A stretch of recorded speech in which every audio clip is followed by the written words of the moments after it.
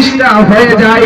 অর্থাৎ আল্লাহ পাক রব্বুল আলামিন বলতে চাইছেন, এই যে তুমি সুবিশাল আসমান দেখছো, যে আসমান তুমি হেঁটে জন্ম থেকে নিয়ে মৃত্যু পর্যন্ত যদি তুমি হাঁটতেই থাকো, হেঁটে তুমি দেখে শেষ করতে পারবে না, এর শুরু এর শেষ তুমি খুঁজে পাবে না।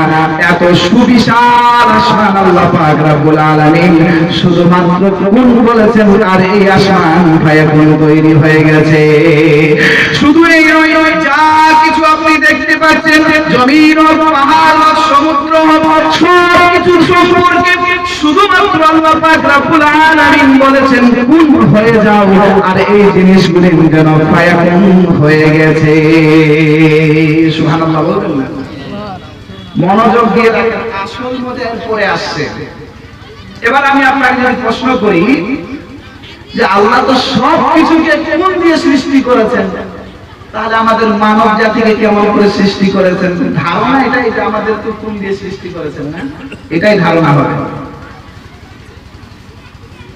না আমার বাবাজিরা, আমার ভাইরা, আল্লাহ পাক রব্বুল আলামিনের সৃষ্টির পদ্ধতি হলো কোন?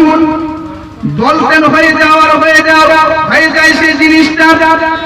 কিন্তু আমার আপনার আদি পিতা হযরত আদম আলাইহিস সালামের যখন সৃষ্টির সময় আসলো, তখন আল্লাহ পাক রব্বুল আলামিন নিজের সৃষ্টির পদ্ধতি পরিবর্তন করলেন।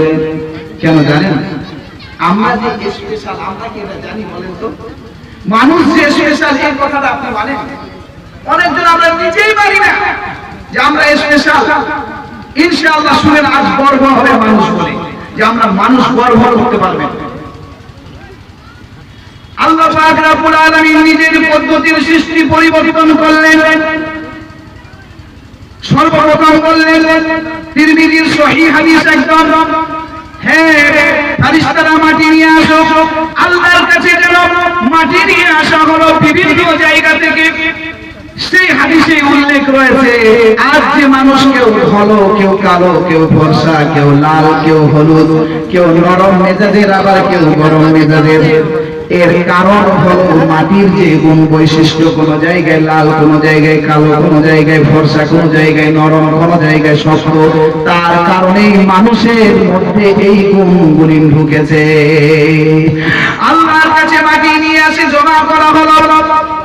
জমা করার পর আল্লাহ পাক রব্বুল আলামিন চাইলে শুধু গুণ বলতেন, আর সেখান থেকে একটি মাটির পুতুল তৈরি হয়ে যেত। কিন্তু না বাবাজিরা, ও আমার ভাইরা, আল্লাহ পাক রব্বুল আলামিন গুণ বললেন না, বরঞ্চ এই মানব জাতিকে সম্মান দেওয়ার জন্য, স্পেশাল বানানোর জন্য খালাকতু বিয়াদাই, নিজ হাত দিয়ে সেই মাটিগুলিকে সুন্দর করে সেই মাটি থেকে একটি মাটির পুতুল বানিয়ে দিলেন।